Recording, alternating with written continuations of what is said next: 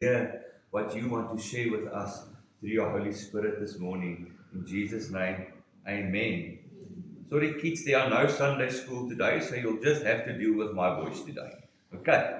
All right. So, just a recap from last week for those that weren't here last week. Last week we spoke on the topic that we are created in God's image, body, soul, and spirit. We said that the body's function is physical. It relates to the material, to the world, through senses. Our soul is our function is psychological. Thinks, feels, and makes decisions. So psychology comes from the Greek word psyche, which means soul and logos. Thus, psychology means the study of the soul. So your soul is your mind and your thinkings and your feelings, the way you make decisions. That's your soul. And then the spirit's function is spiritual. That communes with God and receives revelation. So your spirit is the one that's connected to God. So Romans 5 verse 8 verse 5 to 6, we said, for they that are after the flesh do mind the things of the flesh, but they that are after the spirit, the things of the spirit. For to be carnally minded is death, but to be spiritually minded is life and peace. So the body is world conscious. We said the soul is self-conscious. And the spirit is God conscious. Then we said Corinthians 5 verse 17, therefore, if anyone is in Christ, he is a new creation. All things have passed away. All things have become new. And we said BC, before Christ, the spirit was dead. The soul was ruled by sinful desires, and the body follows the lusts and the passions. After I've accepted Christ, the spirit came alive and is in fellowship with God, and the soul is renewed in the Word of God, and the body is submitted to God's will. And then we said, how do we grow closer to God in each of these areas? Spirit, soul, and body. And we said, the spirit, we need to pray and fast and worship. We need to be filled with the Holy Spirit. And then we read Jude 1 verse 20, but you, beloved, building yourselves up in your most holy faith, praying in the Holy Spirit. And we said to each other that it's so important to pray and fast. And then we said the soul study, we need to study scriptures. We need to renew our mind, surrendering emotions to God. Romans 12 verse 2 said, be transformed by the renewing of your mind. And I just want to mention here, remember, renewing of my mind, something I do. It's not something that supernaturally happens. I have to renew my mind. The body, we said, is holy living, needs to be self-disciplined, presenting it as a sacrifice to God. 1 Corinthians 9 verse 27 said, but I, Paul, discipline my body and bring it into subjection, lest when I have preached to others, I myself become disqualified. So James 4 verse 8 said, draw near to God, and He will draw near to you. Cleanse your hands, you sinners, and purify your hearts, you double-minded. Then we said that Romans 8 verse 13 to 14, for if you live according to the flesh, you will die. But if by the Spirit you put to death the deeds of your body, you will live. For as many are led by the Spirit of God, these are sons of God.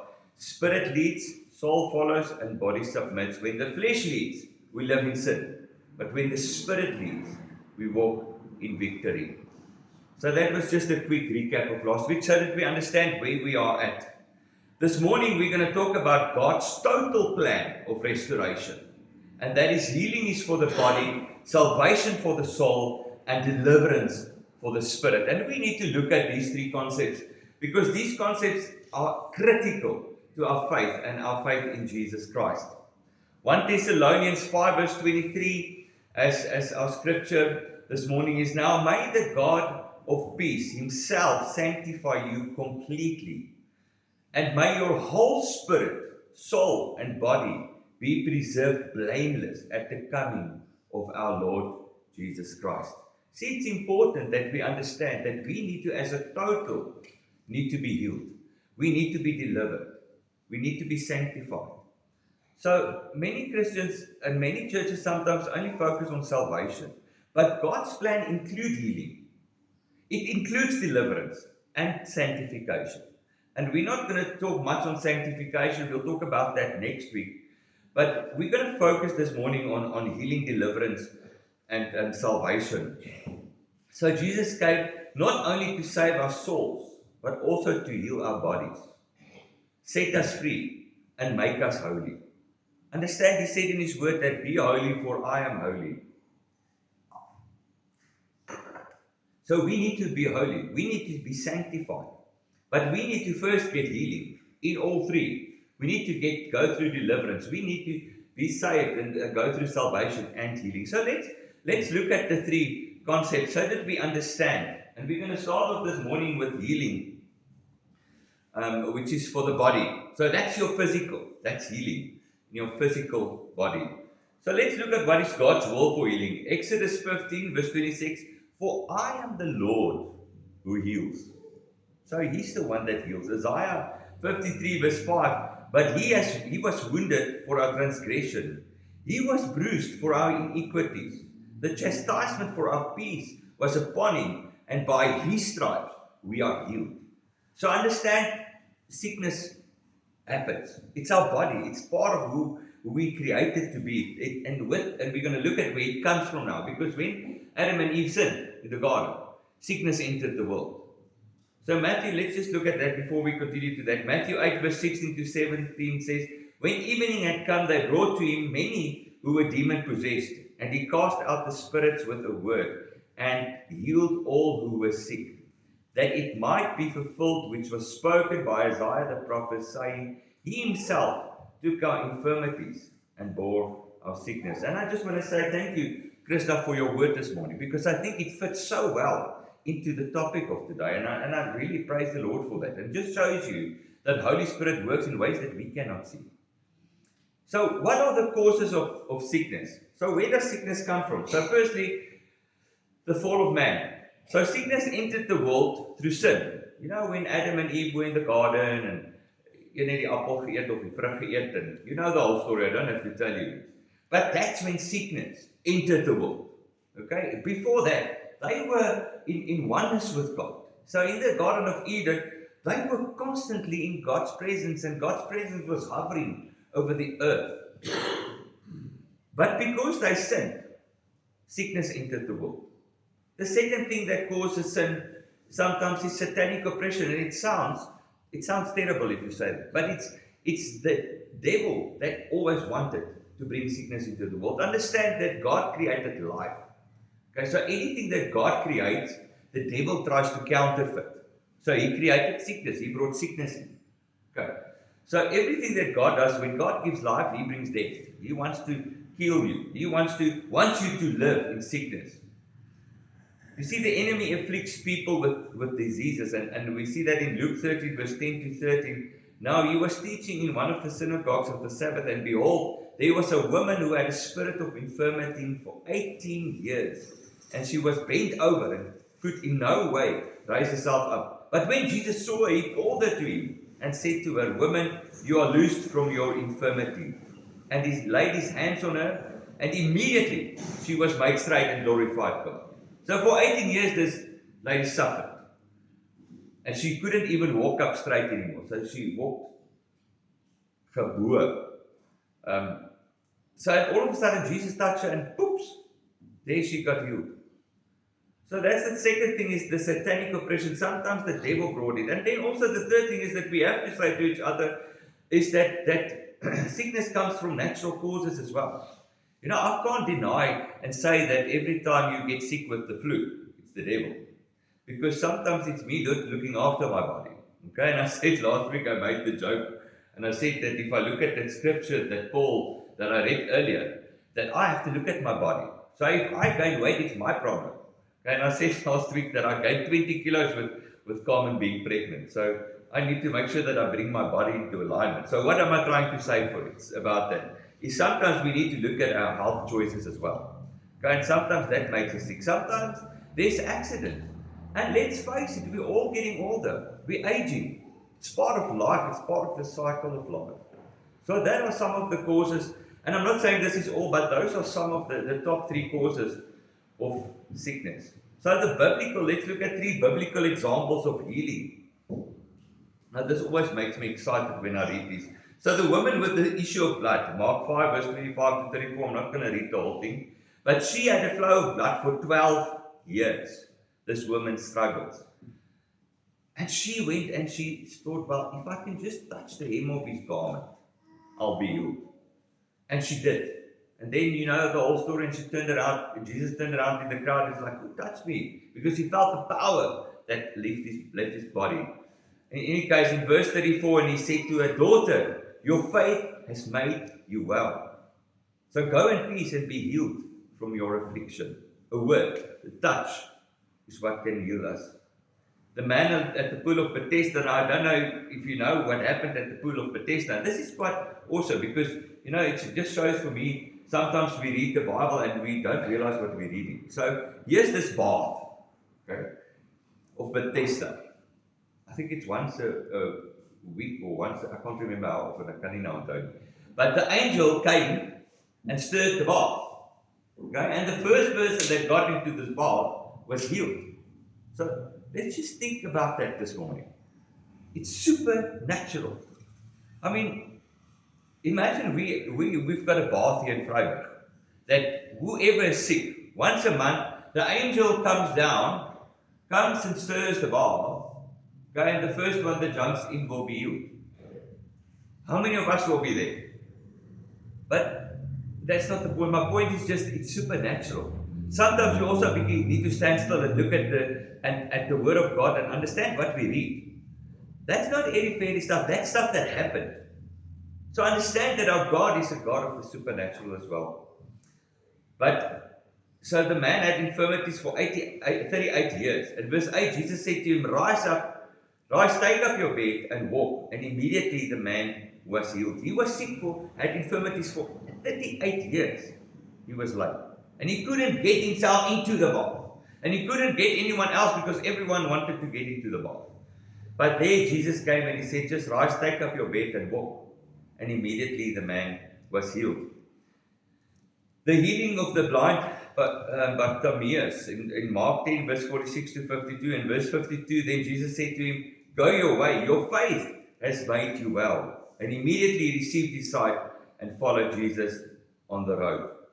And one thing that always stood out for me is that when Jesus spoke the word immediately, he was healed. When she touched the hem of his garment, immediately she was healed. I always say that God is a God of suddenlies. So how do you and I receive healing? Because we need to understand that it's not God's plan that we live with sickness. Okay, and a lot of times medically people want to tell you that you have to live with your sickness. And I'm saying there is some of the sicknesses, I understand, is due to old age or because of poor health choices or so forth. But it's not God's plan for you and I to live in sickness. Things like depression and things like, there's so many other sicknesses, Alzheimer's, all of that. It's not God's plan for us to live in it. Sometimes we have to go and look at the root of it. And where does it come from? Something happened for me to get sick. We read it earlier. It comes from a root. So we need to find that root. And we'll look at that in deliverance as well. But we need to understand that our faith in God's word heals us. Psalm 107 verse 20, he sent his word and healed them. And the second thing is that prayer and laying on of hands.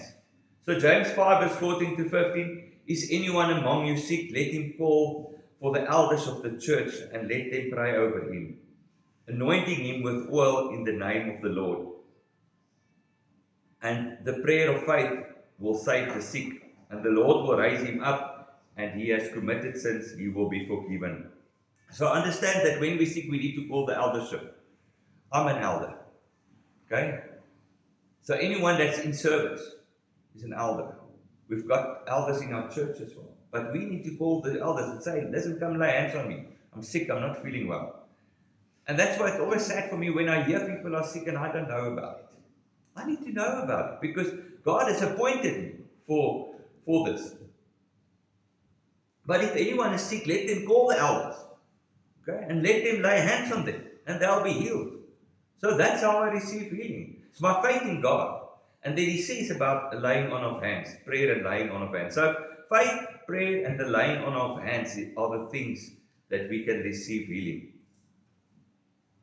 And again, I want to say it's not God's will for us to be sick. Understand, God doesn't want you to be sick. He doesn't want you to feel like you're stuck with the sickness, go to him because he can heal you. He still heals. I still hear of people that get healed. They had a testimony, I can't remember it now, but they had a testimony also this week, and I thought to myself, wow, can we get miracles like that in our church? Because it's physical. God called you and I to pray for healing. God called us for miracles. He still does miracles because He is a God of miracles. So let's not forget that. So the first one is the body and healing the physical body. The second thing is salvation for the soul. Now, what is salvation? Okay? Salvation is deliverance from sin and its consequences through Jesus Christ. Romans 3 verse 23 says, "For all have sinned and fall short of the glory of God." And Romans 6 verse 23, "For the wages of sin is death, but the gift of God is eternal."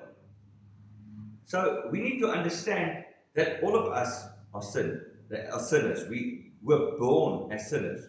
Remember what happened in Eden, in the Garden of Eden with Adam and Eve. Sin started there. Okay, and God said there that the woman will bear children through pain.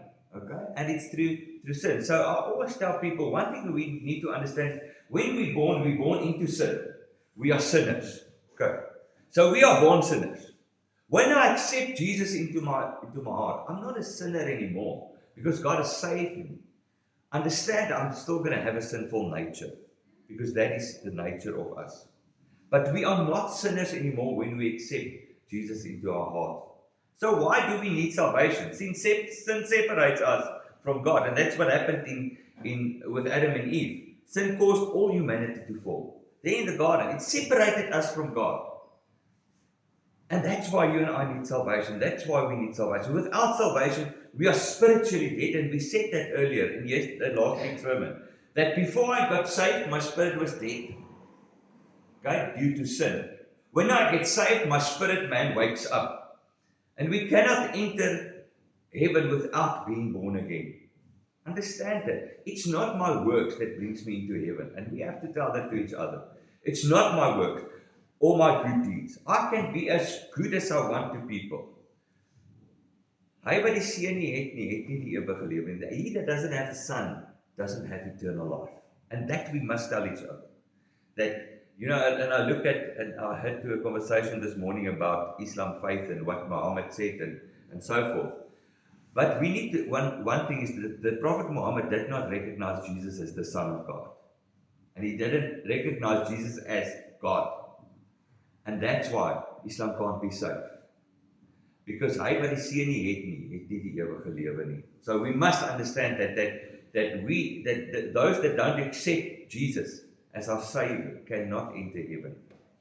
John 3 verse 3 says, Jesus answered and said to him, "Most assuredly I say to you, unless one is born again, he cannot see the kingdom of God." Understand, our spirit man is dead. Okay, and it only wakes up when we are born again. So in other words, remember we're born by flesh, when we're born as a child, and our second birth, the born again, we're born by spirit. So our spirit man wakes up. The coming judgment, those without Christ will face eternal separation from God. Revelation 20 verse 15, "And anyone not found written in the book of life was cast into the lake of fire."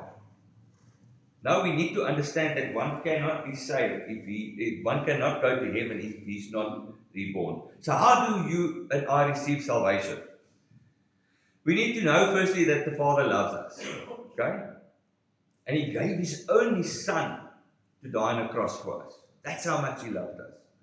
Then we have to accept Jesus Christ as our personal Lord and Savior. You can't save yourself. Only Jesus can. Through His work on the cross.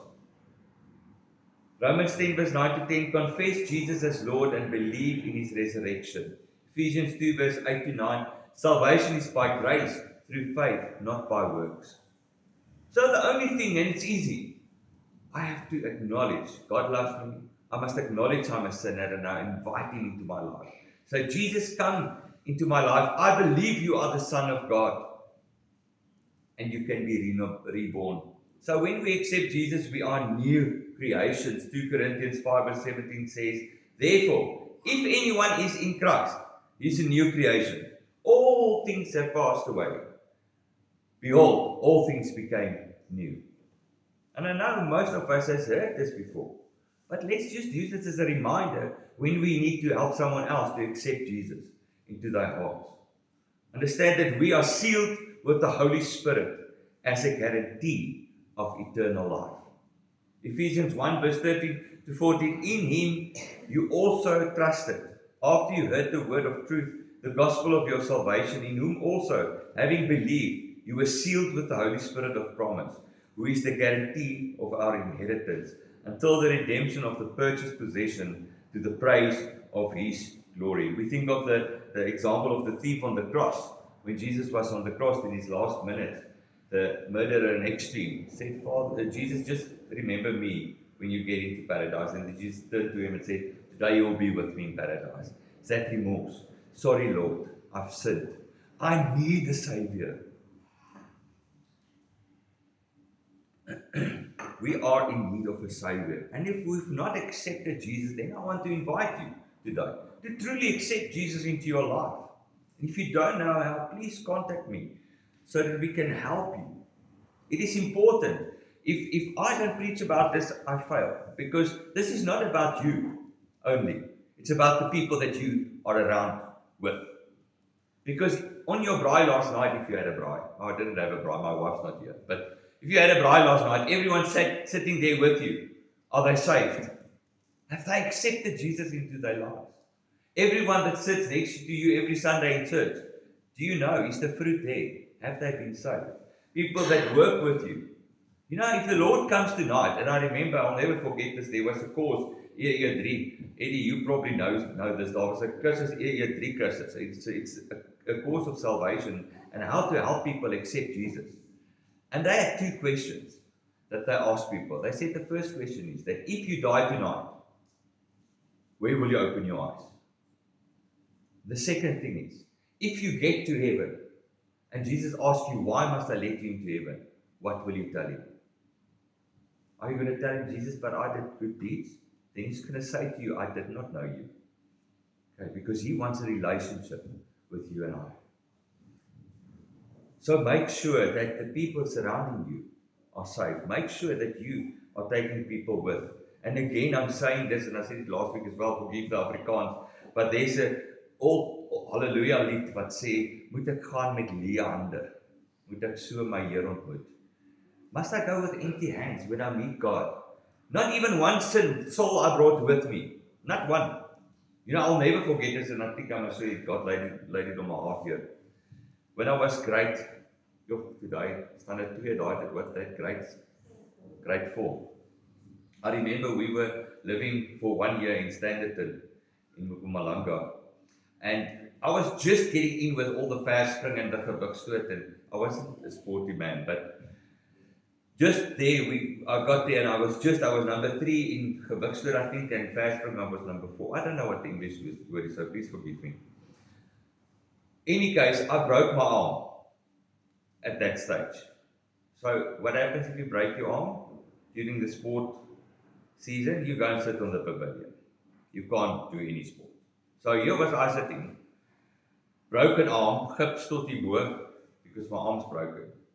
There I sat, and there was another young guy that was in my class, and he was sitting there. He broke also his right arm, and we were sitting every sports period. And I remember sitting there every week, and the Holy Spirit saying to me, speak to him about his soul. Make sure that he accepts Jesus today. And I was so scared, so I didn't want to talk to him, man. I was young, man. You know, long story short, after the school holidays, we came back, and guess what? He died in an accident, that school holiday. And I will still remember that up to today. I never took the time out to ask him, are you ready to go? We don't know when is our time. We don't know when is the time, the people around us. And his blood, for me, at the end of the day, is in my hands. If he didn't, I pray to God that he accepted God in that school holidays, or that he accepted God somewhere in his life. But I remember day after day I sat there and the Holy Spirit said to me, talk to him. And I was too ashamed. The third thing I want to speak about this morning is deliverance for the Spirit. And I think this is a topic that we don't talk about enough in church. And it's important to understand that God wants to heal us, he wants to save us, and he wants to deliver us. Deliverance is for the Spirit. So this spirit man of yours wakes up and are reborn. Sometimes things happen in life. We get hurt. So let's just quickly look at first what is deliverance. Deliverance is being set free from demonic oppression, strongholds, and spiritual bondage. And I want to say this, that nothing keeps the enemy away from you except the blood of Jesus. But understand that the enemy walks around like a lion. And he wants to break you. He wants you to live a bound life. He wants to bind you with chains. He wants to. Luke 4 verse 18 says, he has sent me to proclaim liberty to the captives. So understand, Jesus came so that we can be set free and live a free life. He doesn't want us to be bound with things in the unseen world. And we said, our spirit man is in the spiritual realm. So while we are talking about Jesus, our spirit man has got the armor on of fighting battles. Understand that spirit man also gets bound with things that you don't even know that binds. So let's look at what are the signs of someone that needs deliverance. And maybe you sit here this morning and you say, but that's me. I want to invite you. Contact me. Let's talk about it. But one of the things, or some of the signs of someone that needs deliverance, understand, I'm not saying that you're demon possessed. Don't get me wrong. Understand that this morning, please. I'm not saying anyone is demon possessed. Okay? But your spirit are bound in ways that you don't understand. And if I don't talk about this, I need to answer to my God, because he said I must talk about this. Okay, understand? So some of the things are constant fear. Some people live in a constant fear. And I want to tell you a story about that. When me and Carmen got married, we married for 5 years now. But when we got married, she had a previous marriage, it lasted 2 years. The other one was 1.5 years. Understand both. Also the one was about abuse, but she will tell a story one day for you. But she had this fear that we're not going to go past 2 years. And I remember the first 2 years of our marriage, she was so bound by this fear that everything I did, she measured to that. Every time if I do this, it will keep her back. She will not open up to me. Why? Because she had this thing, this constant fear that I'm going to leave her. She was walking with this fear constantly. And it was only broken after year 4. And we're 5 years married. So the last year was really a time that we could enjoy our marriage. But before that, it was a constant fight to prove that I'm not going to leave her. Why? It's the enemy that created fear in her. And she had to be delivered from it. Anxiety is another thing. Depression, it's something that someone needs to get delivered from. Uncontrollable sinful habits. Occult involvement or generational curses. Oppression in dreams. Sleep paralysis or hearing voices. We must understand, and we must tell each other that the spirit world is real. We have to understand it. And I can tell you stories. If you want to know more, come and see me. It's things I don't want to talk about on the pulpit. But there's stuff that I've seen in my life to understand the spirit world is real. But we need to understand that we need to get healing in our bodies. We need to be saved, but we also need to get delivered from things. So let's look at some biblical examples. Jesus casting out demons from Mary Magdalene, Luke 8 verse 2, a certain woman who had been healed of evil spirits and infirmities, Mary called Magdalene, out of whom had come 7 demons. The demon-possessed man of Gadara, I don't know how to pronounce the English, but in Afrikaans it's Gadara. Mark 5 verse 1 to 20, we read about the legion of demons that Jesus casted out, and they asked if they want to go into the pigs. They went into the swine. Okay, and they ran off the mountain and they fell into the sea. Then Paul casting out the spirit of divination. Acts 16 verse 16 to 18, verse 18 said, Paul, greatly annoyed, turned and said to the spirit, I command you in the name of Jesus Christ to come out of her. And he came out in that hour. Understand what is written there, the spirit of divination. He didn't say a demon, but he said the spirit. Good. So understand there's different things in the spiritual realm that binds us. And it's important that we get delivered from these things. So how do we receive deliverance?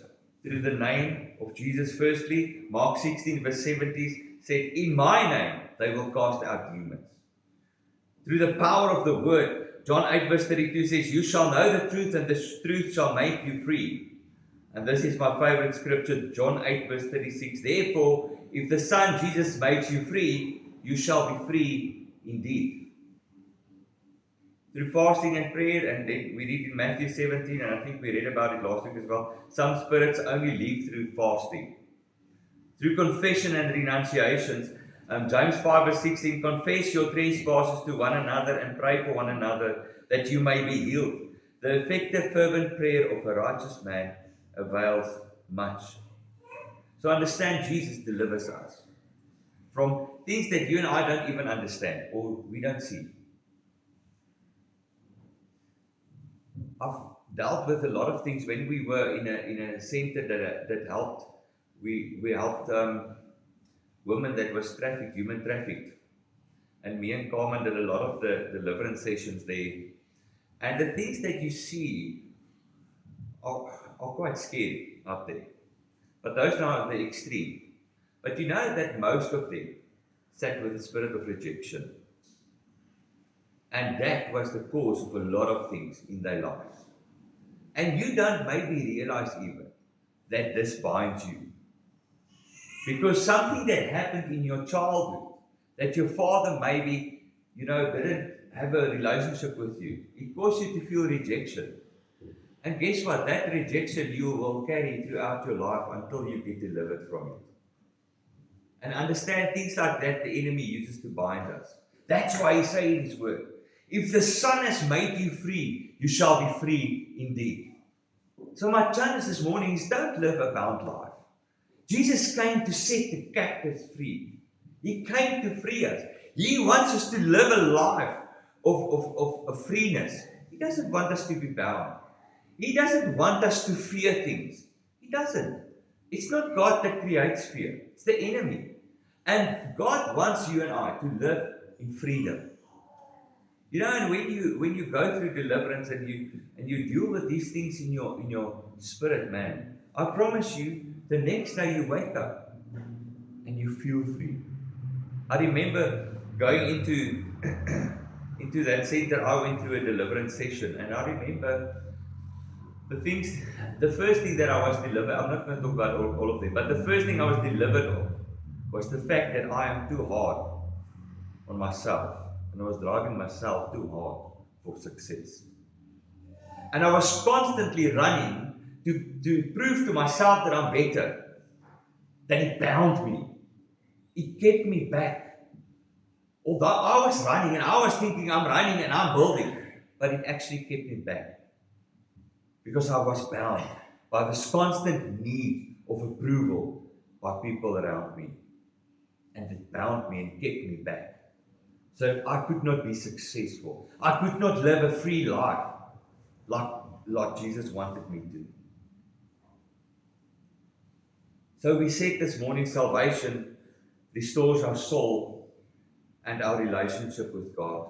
Understand that God wants a relationship with you and I. I need to be saved because that connects me with God. Okay, that separation wall that was there is broken when I accept Jesus into my life. And that is for my soul. Healing brings wholeness in my body. You see, if you are bound by sickness, you can also not live a free life. You've got limitations. And God doesn't want us to have that limitations. He wants us to live a free life. And then we said deliverance frees us from spiritual bondage. And we need to get out of that bondage. And you'll see my backgrounds are all about in chains.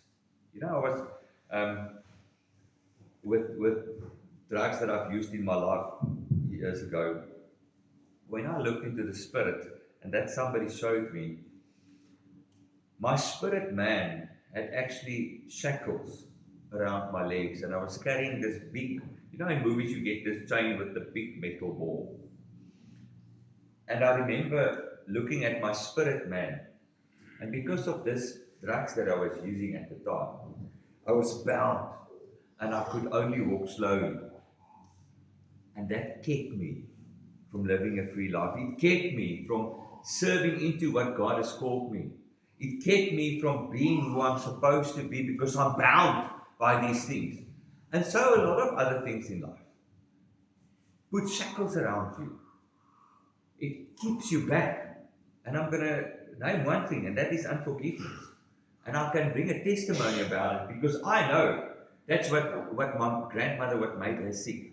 Because she could never forgive my grandfather for stuff that happened many years ago. When she got older, she remembered that and she focused on that. It made her sick. She lived 6 years with dementia. 6 years. Both of her sisters got it as well, and they passed away within 6 months. But she lived with it for 6 years. And that's how long she held on to it. And the weekend before she passed away, she sat with my mother. And I was really privileged enough to see her that weekend. But it was the first time in 6 years. She was so clear-minded. She recognized me the moment I walked in there. I didn't even have to take my glasses off. But that weekend she took my mother and she told my mother her entire life story. And I believe to this day that she received deliverance that weekend. Because a week after that, she just passed away. Naturally, she went. She had things that kept her back. And a lot of times when you pray for people that's on their deathbed, you can see this person is hanging on to something. I remember myself and Calvin, before we even came this way, we had a cell group in Kempton Park. And one of the ladies phoned me. She said, "Johan, don't you want to come and pray for my mother, please? She's on a deathbed. She's going." And I remember walking in there. They've got they come out of the Catholic Church. So for us as at that stage quite charismatic people, we asked that we could pray for her. And I prayed for her, and I said, I remember saying to the Lord, "Lord, why do you pray for someone that lies on the sick bed?" And I just asked, "Lord, please bring a body into alignment with your word and your perfect plan." But I could see this Tannie is on her way out. And Coleman went, and my wife, and she went and she prayed with the Tannie. And I remember she saying to the Tannie something in her ear. I don't know what it was. And we just, we encouraged the family. And when we got in the car, I asked her, I said to her, what did you pray for? Or what did you talk to the Tannie about? Remember, this Tannie couldn't even recognize almost anyone. And she said to the Tannie that, "Tannie, you didn't forgive someone." Because the Holy Spirit said to my wife, there's someone that she needs to forgive. Guess what? That next week she was up. She didn't die. She only passed away 6 months after that. And I believe it's the day that she forgave. And she dealt with that unforgiveness, that she was ready to go. Because that day that we prayed for her, she wasn't ready. And it's not all of us that are going to get that second chance. So let's make sure that we accept the Lord, that we help as many people around us. And that's one thing that stood out this week. Understand, evangelism, it's all of our task. We are all people that needs to bring in people to God. We are called to it. It's not just me as a minister. It's all of us. Let us help people accept Jesus, turn away from sinful natures. Let us pray for people that's sick. Let's get our faith back and lay hands on people and let them get healed. And let's help people, and let us first go and get deliverance. Because if Jesus makes you free, you'll be free indeed. So if there's stuff you struggle, go to Jesus. Because He'll deal with it. If you don't know how to come and see me, make an appointment. It's for me really something in my heart that I feel God is calling for us as a church. We need to make sure, before He's going to build us as a church, He's going to fix us. Now remember, there's that one movie with Queen Latifah. I can't remember the movie with her and Dolly Parton, but Joyful Noise. And I remember she's sitting at this piano and she's singing, "Fix me, Jesus, fix me." And may us all in this week say to Jesus, "Fix me." Let's go and look into our spirit. What are the things that we are struggling with? What are the things that hold us back to live that prosperous life? To live into our promises that God has for us? What keeps us back? And let us get delivered from it. Amen. Let us pray.